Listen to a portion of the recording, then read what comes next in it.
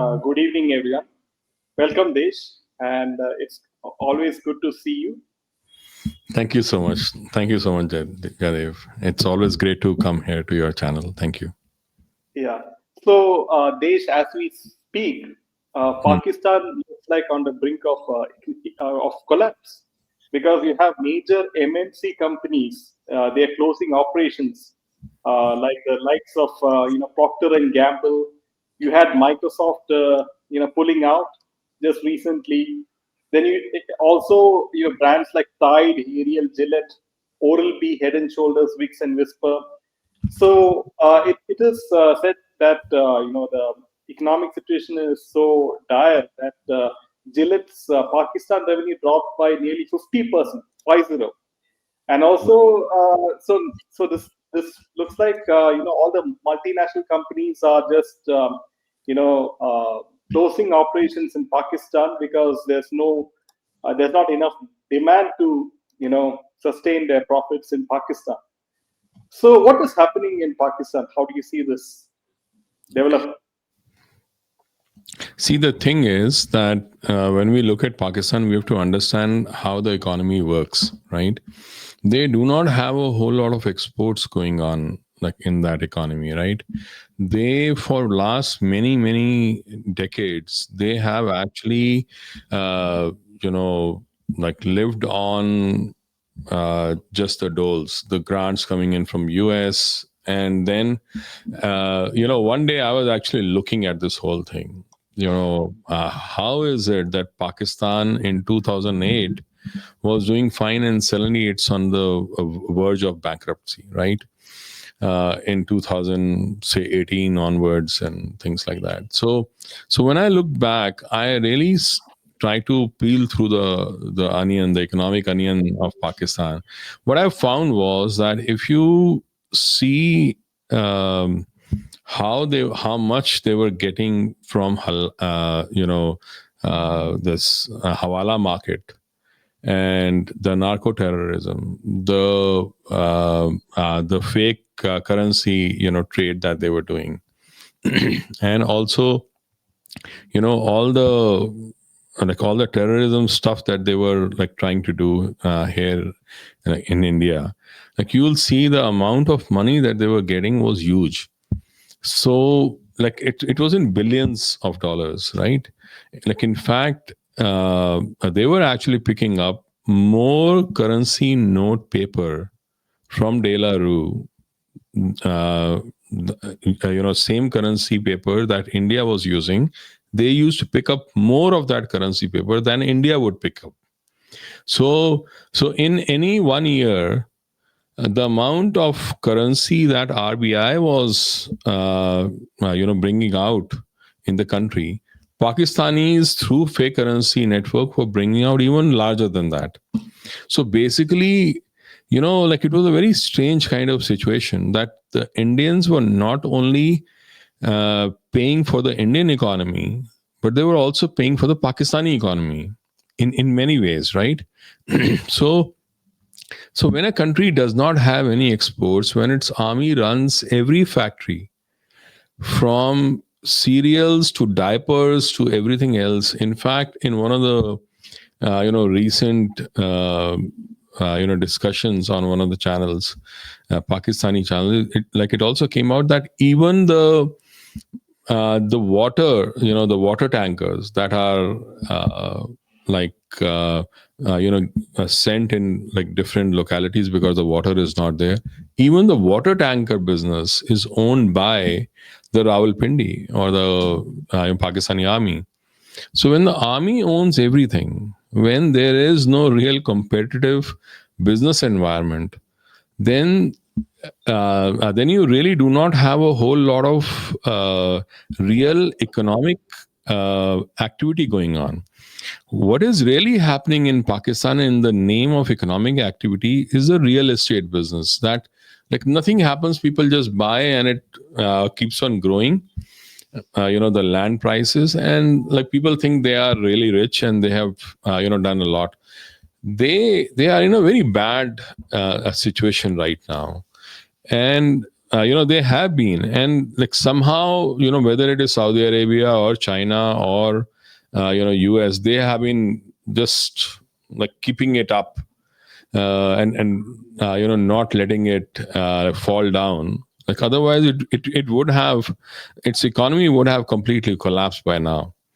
So in that situation, when you look at these multinational companies, when they come in, they cannot even repatriate their own profits because there are restrictions now. Because once they repatriate their profits, so in that sense, when you look at it, they are really worried. One, like people do not have a whole lot of money. I think the second or the third biggest business in Pakistan is actually begging. Like that's really a big business there. Like so big that people are sent out to Saudi Arabia, to other countries, to UAE, to even Malaysia, to go out and beg and like bring money. And I'm not being facetious or like trying to bring them down. I'm just saying this is the reality. So if that is the reality of the country and its economy, then I think there is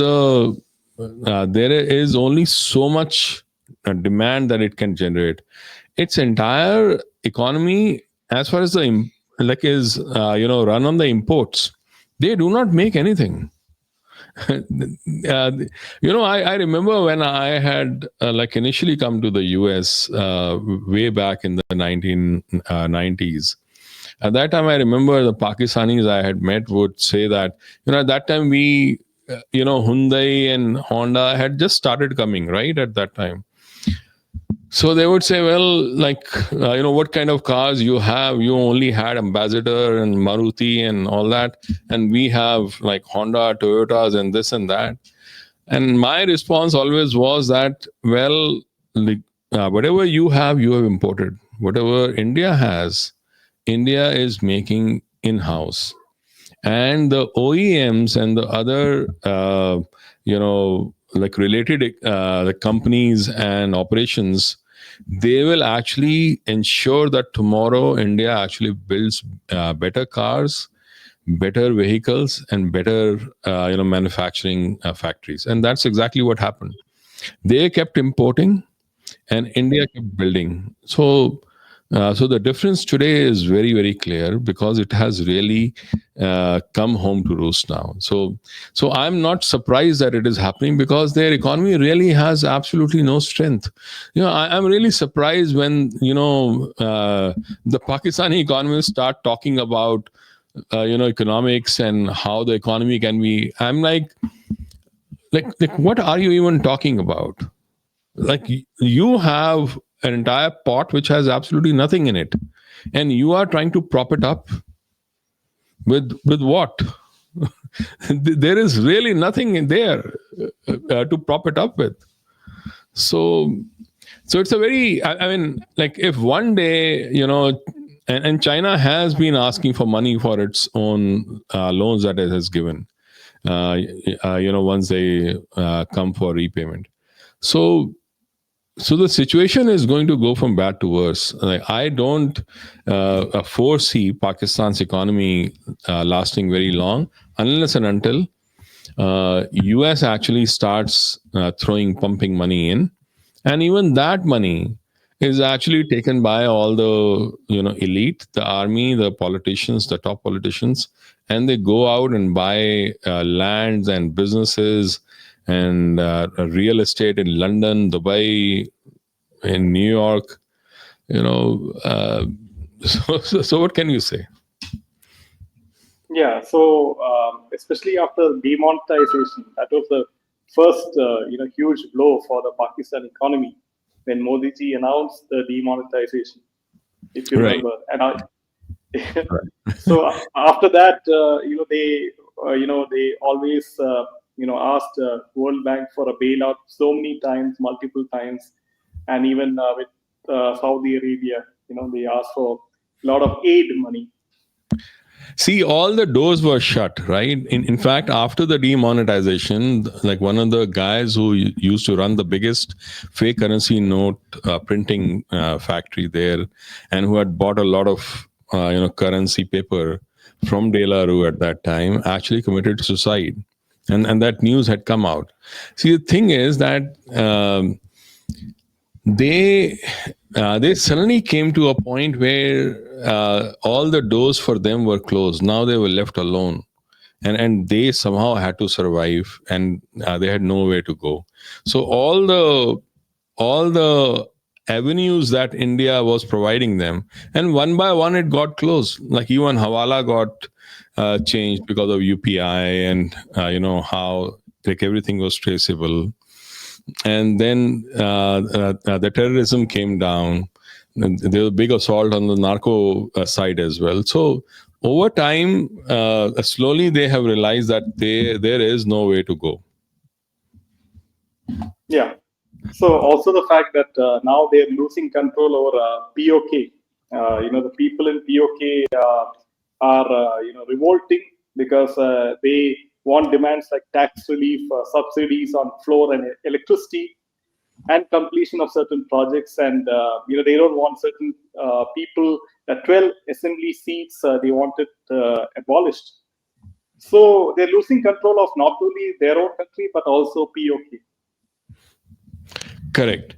So I think over time, like what has happened is that like in the last few years after the 370 abrogation, what has happened is that there has been a lot of progress in Kashmir, in the Indian Kashmir. And if you have noticed, even the Pakistani YouTubers have, individual YouTubers have gone to the Kashmir side, like within Pakistan, and then actually shown. They used to show very clearly, how the Pakistan side Kashmir is and how the India side Kashmir is. Even with their cameras, which were not really sophisticated, they could see the difference.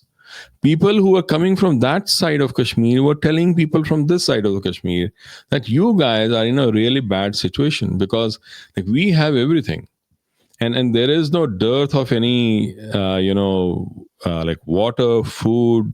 There are new colleges coming in, malls are coming up, and the economy is much better. The tourism is improving, and so over time they also realized that things were not really working out. And when they asked for that, the response was just the usual response that Pakistani army always gives.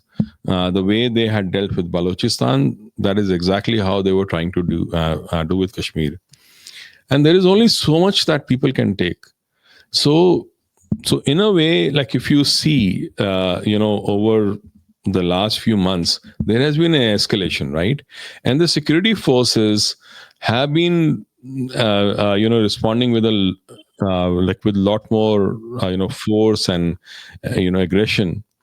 And uh, they have seen some deaths also because of that.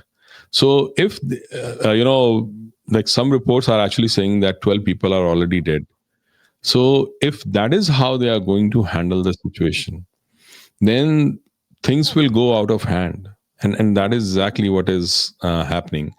So if they think that they can go around messing up in India and trying to push a narrative about India, even when the Indian side of Kashmir is far better off and people are far more freer, and they have the basic needs fulfilled, then like they will face the fury of their own people. And I won't be surprised that if in certain time this actually thing starts building up, because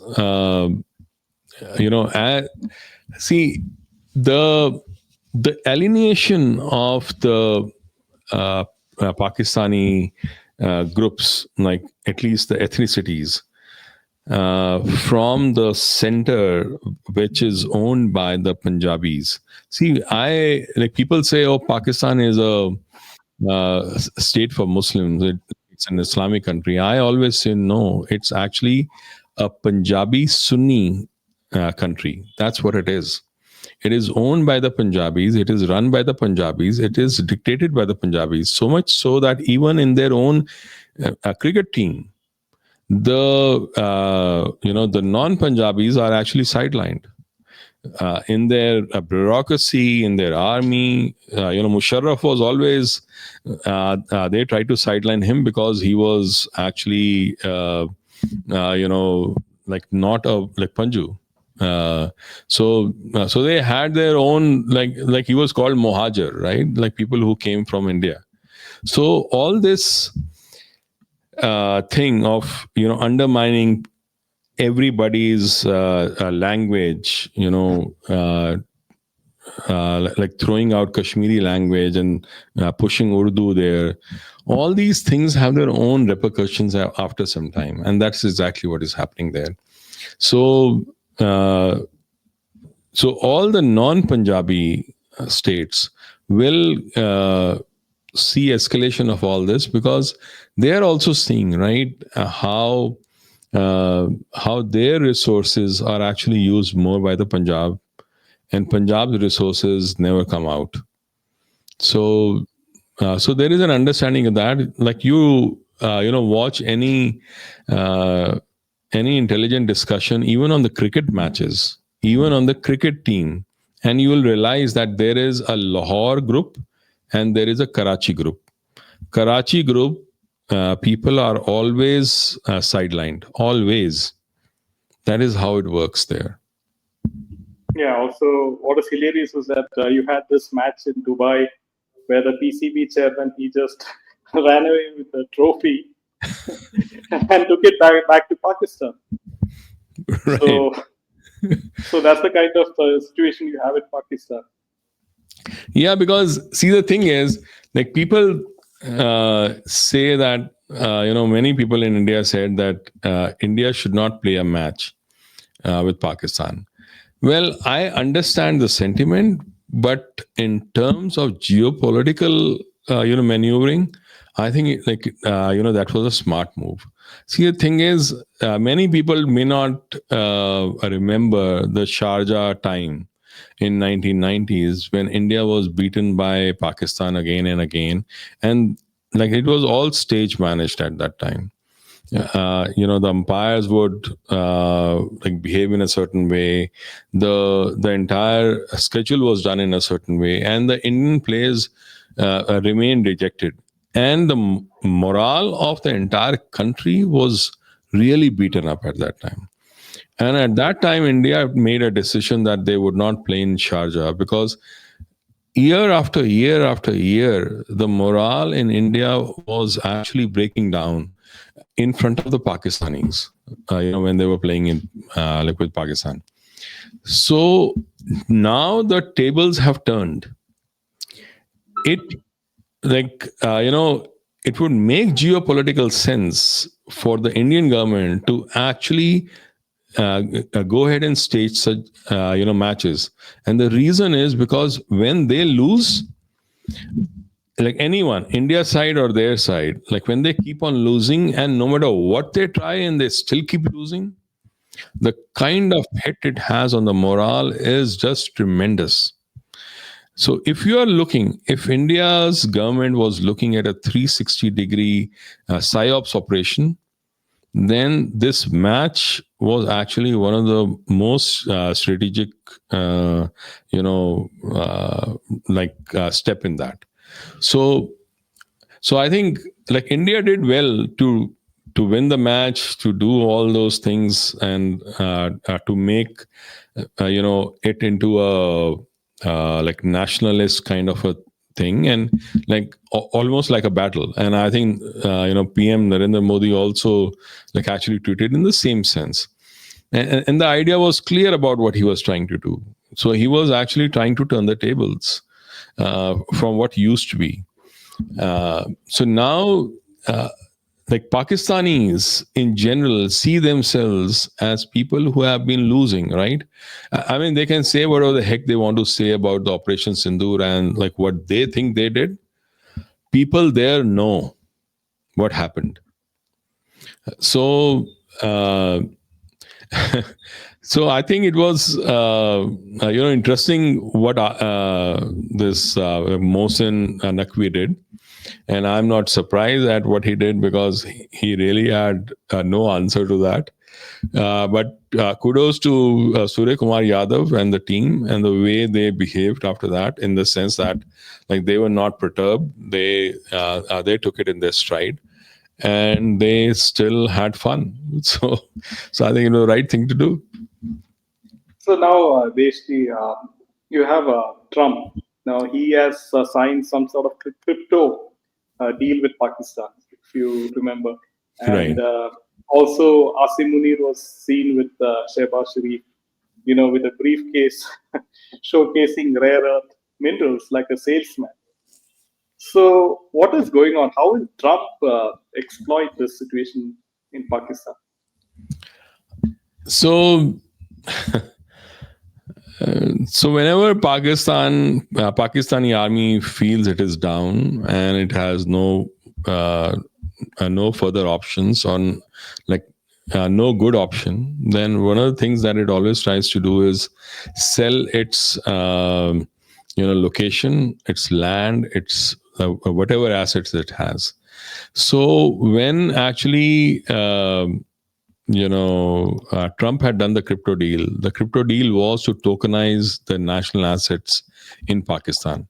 But there are no national assets really left now. Almost everything has been sold or privatized. Here, like a salesman, he's trying to show the rare earth metals as if they are some kind of, like, really amazing, gems out there. Everybody knows what rare earth metals are. Everybody knows that it's not about the availability of the rare earth metals, which is important, but it is not the central factor. What is more important today, at least, is the processing of the rare earth metals. Actually, China has 90% share of the processing of the rare earth metals. Rare earth metals, in India, you have so much. In Greenland, they have so much.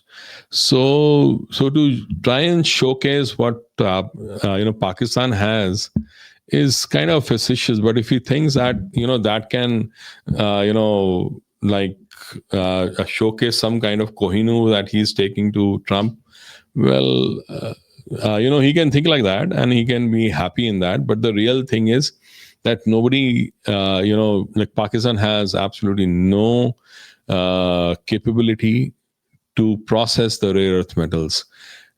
In Europe, and like Europe, even like Europe doesn't have enough. It's not about the technology, it's not about the knowledge, it's about setting those facilities up, which will take time. The entire thing actually needs the regulatory and the environment and other kind of uh, clearances and things like that. And that is exactly why, like, it's been so tough to actually set that up. There are a couple of companies now in Arizona, in like in the desert area, that they are actually setting those facilities up, but that will take time. It's not going to happen so fast. That is why China is actually dictating terms on this. So the thing is that they are, they did the same thing when they rented out their own land for jihad during Afghanistan. Actually, Pakistan was built on this premise. In 1950, actually, Seymour Hersh, like one of the top journalists in the world, he had shared in one of the books how, as early as 1950, the US was using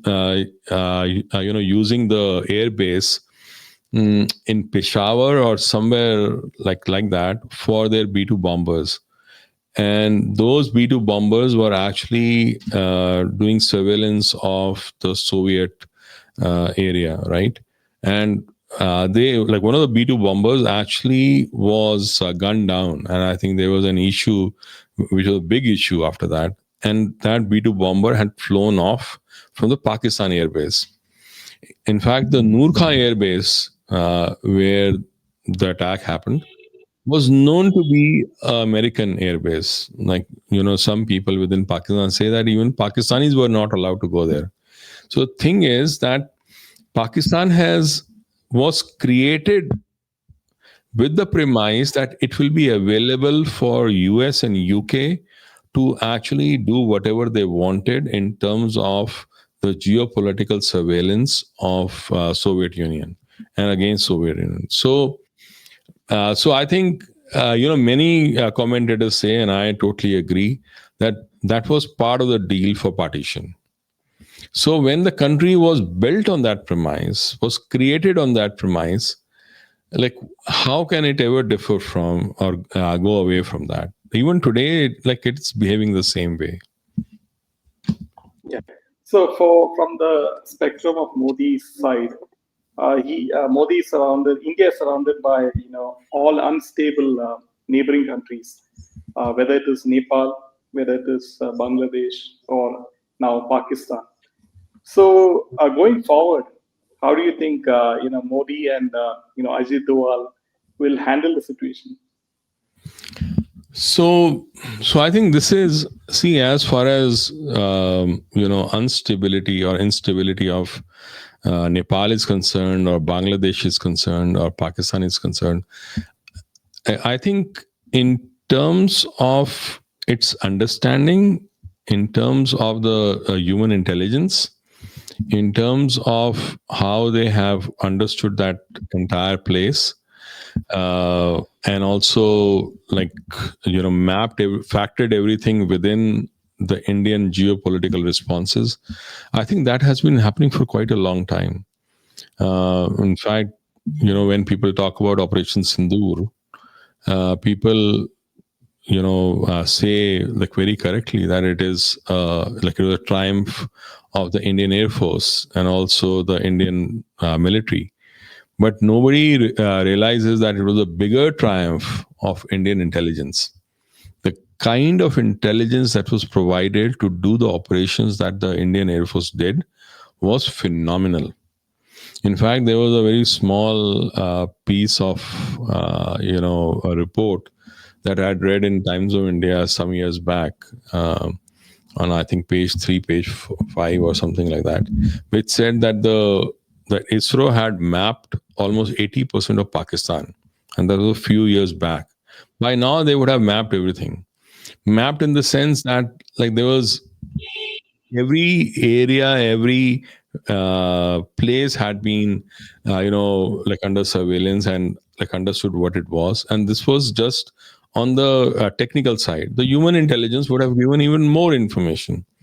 So if you see, all these places are unstable or unstable, and they are going to actually like create its own havoc, like within their own countries and outside also. But I think in that chaos, India's intelligence at least is properly placed. Even when it comes to Nepal and when it comes to Bangladesh, there are actually four forces which are fighting, or at least active. I won't say fighting against each other, but at least active. Like one is China, one is CIA or like US, third is Pakistan and ISI, and then it is India. Like not in the the order of importance. I'm just saying that these are the four forces.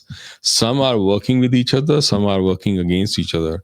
It's not that all these forces are working against India.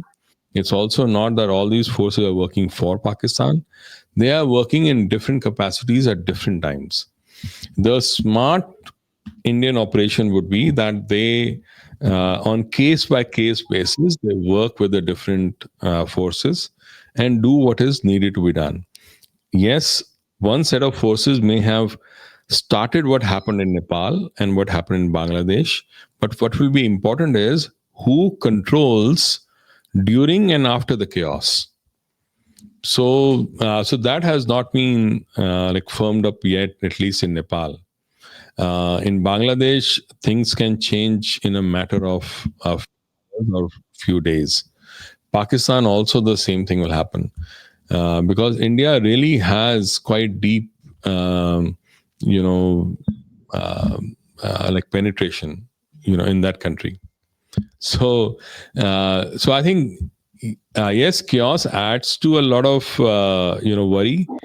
I'm not worried as long as the Indian intelligence agencies know how to handle things. Yeah.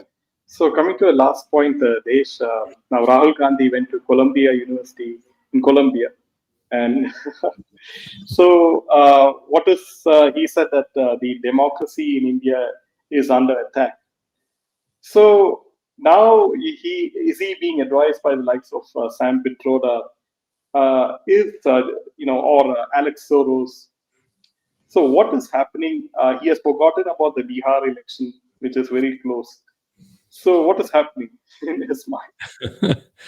See, the thing is, like one thing was, rather cute is that he actually did it in Colombia. Colombia has its like leader or its like president that they have is actually a like far left kind of a guy. For him to go and talk about democracy in Colombia is very rich. Like like it's very strange that he's trying to do that. And the thing is, for him and for anybody in Congress to start talking about democracy, is actually quite nauseating. And the reason is because they have thrown democracy under the bus at every point, not just emergency, but also during the UPA 1 and UPA 2 rule that happened, right? Because they had the National Advisory Council where NGOs and sycophants and nepotistic like people were actually like there in that National Advisory Council, and Sonia Gandhi was the one who was leading it. And unfortunately for India, the Supreme Court did not intervene where it should have. And in that sense, it again threw the Indian citizen under the bus the way they had thrown the Indian citizen under the bus during emergency. So, so Supreme Court has consistently undermined India's constitution and India's citizens when it really matters. It really matters. Like you can always say, oh, my heart beats for the constitution, I love India, I love democracy. But when democracy is on the line, when the constitution is on the line, at that time, if you actually side by people who are throwing it on the bus, then there is something off. But that is exactly what the Supreme Court has done, not once but twice. And these guys, whenever they have come to rule, they have actually done it in that same way. They have run India in an undemocratic way, unconstitutional way, when they actually sidelined Manmohan Singh, and Sonia Gandhi used to run the whole country with a batch of few NGOs who had their own ways of doing things. So in that sense, when I look at what Rahul Gandhi is saying, it is really laughable. So in that sense, I would say that he can say like whatever he wants to say, but he loses credibility at every point. And if he thinks that some people can like make some shows and like make him more credible, that is not going to happen, because even the Operation Zeppelin, I had made a video on Operation Zeppelin as well, like about how the whole Hindenburg report was actually orchestrated from the U.S. Office of the Congress Party, the Overseas Congress, and like which is Sam Pedroda's own home in Chicago. And it was not me who was saying it; it is actually the Operations Appelling Records, like which said that. So the whole thing, when you look at how Sam Pedroda and all these people, along with the media, the foreign media, and also Soros, because even he was involved in that. So when you look at it, like obviously they are involved, and even when he was in Stanford, Rahul Gandhi, like at that time, like people who were linked to the Hindenburg, report and that organization had come to him to say that yes, it has been done. Like we have taken care of things. So the thing is that Indians need to wake up and realize that it's not BJP, it's not Modi whom they're targeting, it's you. And the only reason why they are targeting Modi is because Modi has ensured that India is not on sale.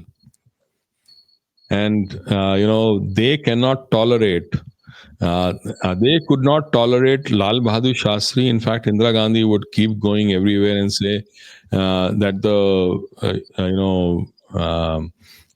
the servant like of our household has become the Prime Minister of India now, Lal Bahadur Shastri. So they can't tolerate any normal citizen of India like ever taking the reins of the country. That is how they are.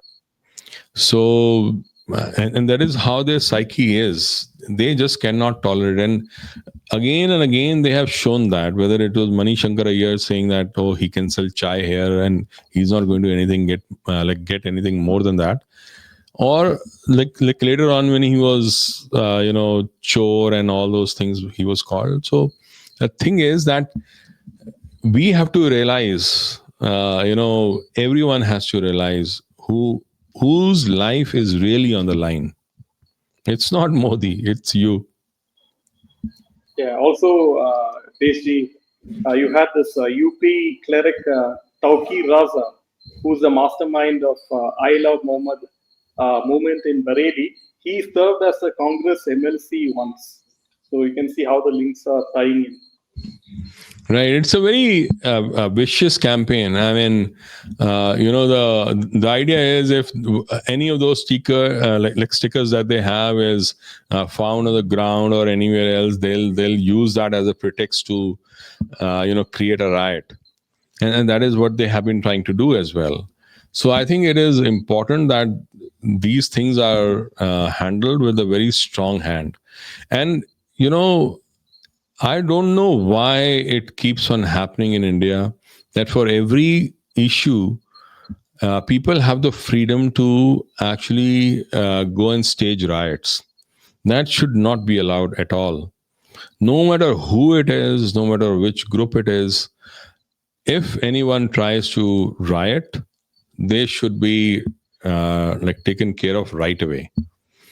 So it should not be allowed to go on. And all the NGOs, all these foreign NGOs, foreign funding agencies who try to use those, they should be thrown out. And the way Modi ji is approaching it, it's slow, but like he's ensuring that these things happen.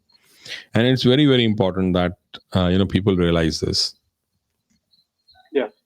Thanks, Desh. That was a wonderful session, and we will see you again next week. Until then, Thank Jai Hind and Jai Shri Ram. you. Yes, sure. Jai Shri Ram.